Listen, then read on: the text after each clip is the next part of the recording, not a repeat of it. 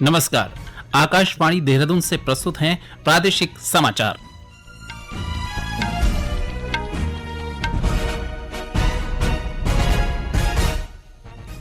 पहले मुख्य समाचार। 38वें राष्ट्रीय खेलों के तहत आज विभिन्न खेल प्रतियोगिताओं में खिलाड़ियों का शानदार प्रदर्शन जारी है। चमोली जिले में आदि बद्री, खेती, मालसी और थापली गांव मशरूम उत्पादन के लिए मॉडल विलेज बने। पौड़ी जिले में पल्स एनीमिया महाअभियान के तहत 1877 गर्भवती महिलाओं की एनीमिया जांच के साथ ही निःशुल्क उपचार किया जाएगा। और प्रदेश के ऊंचाई वाले इलाकों में बर्फबारी, निचले इलाकों में बूंदाबांदी के साथ ही बादल छाए हुए हैं।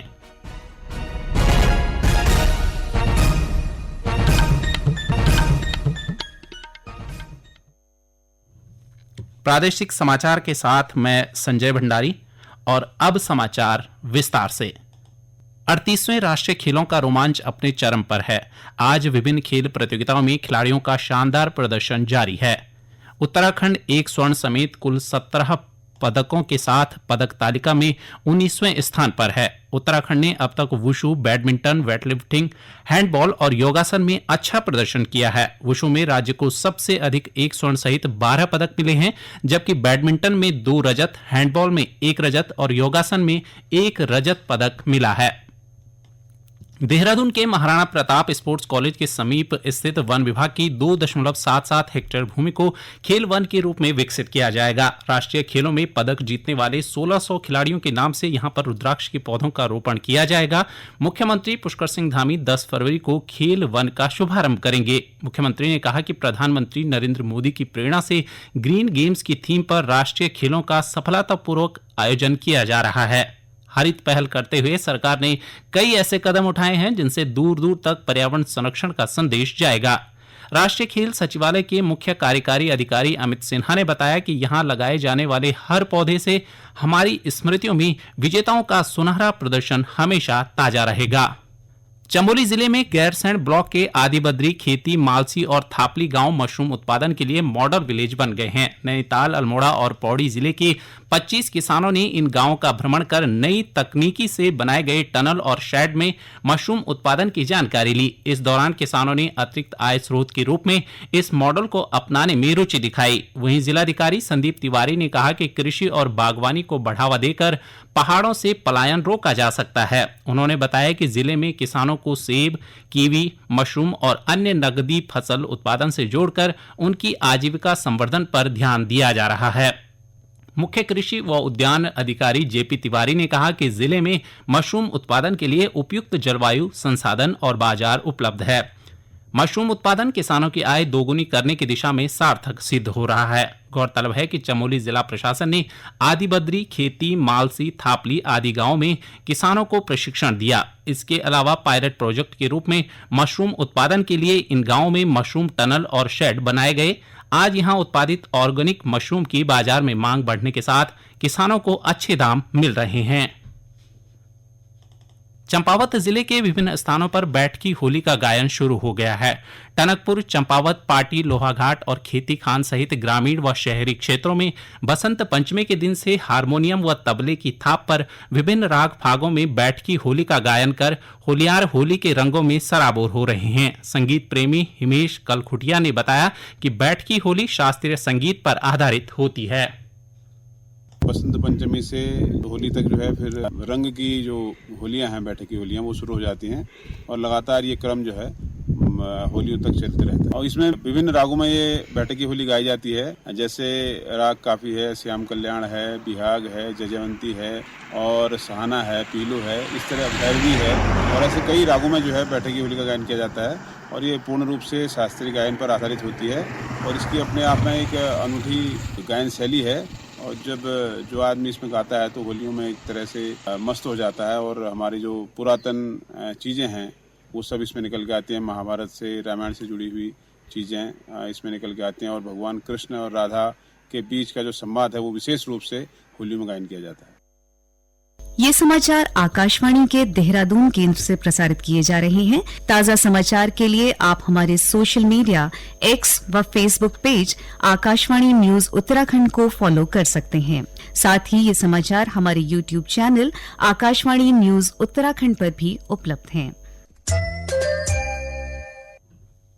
पौड़ी जिले में पल्स एनीमिया महाअभियान के तहत 38 चिकित्सालयों और 225 आयुष्मान आरोग्य मंदिरों में पंजीकृत 1877 गर्भवती महिलाओं की एनीमिया जांच के साथ ही निशुल्क उपचार की सुविधा प्रदान की जाएगी। जिला अस्पताल में इस अभियान का शुभारंभ करते हुए पौड़ी के विधायक राजकुमार पुरी ने कहा कि जच्चा बच्चा की सुरक्षा के लिए सरकार ने यह महत्वपूर्ण कदम उठाया है।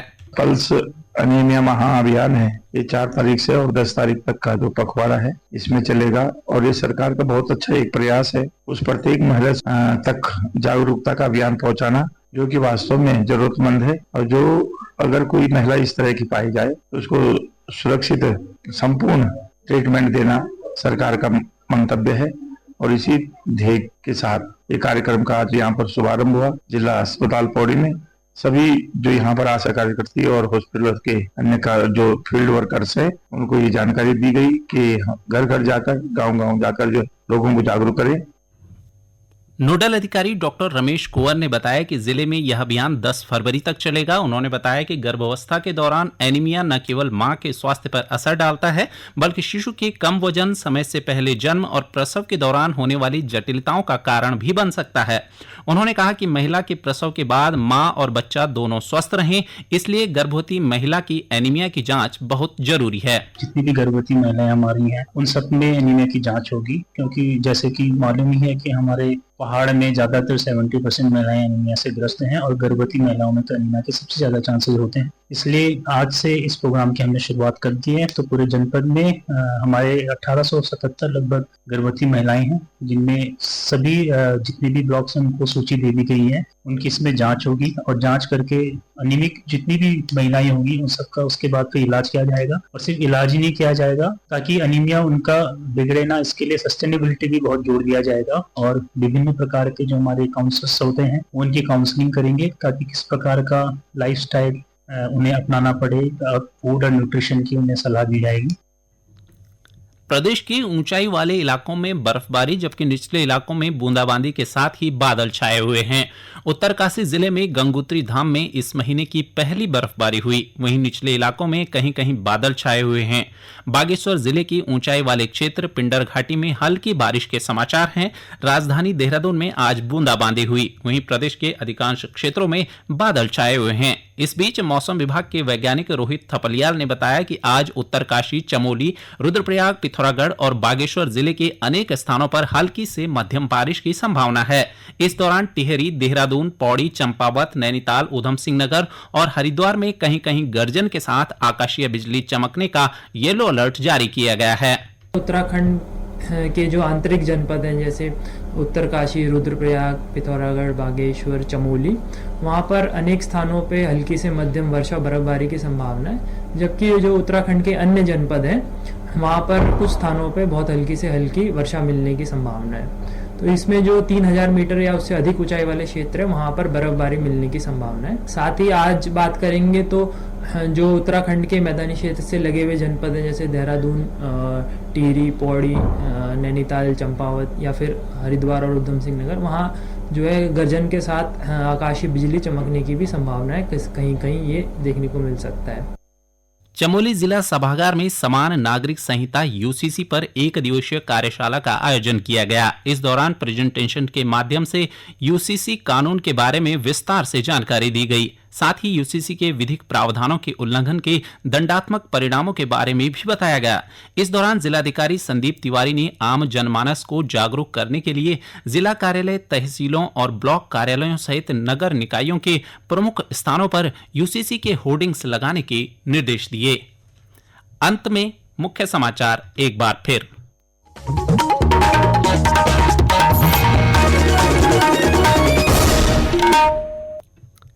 38वें राष्ट्रीय खेलों के तहत आज विभिन्न खेल प्रतियोगिताओं में खिलाड़ियों का शानदार प्रदर्शन जारी है।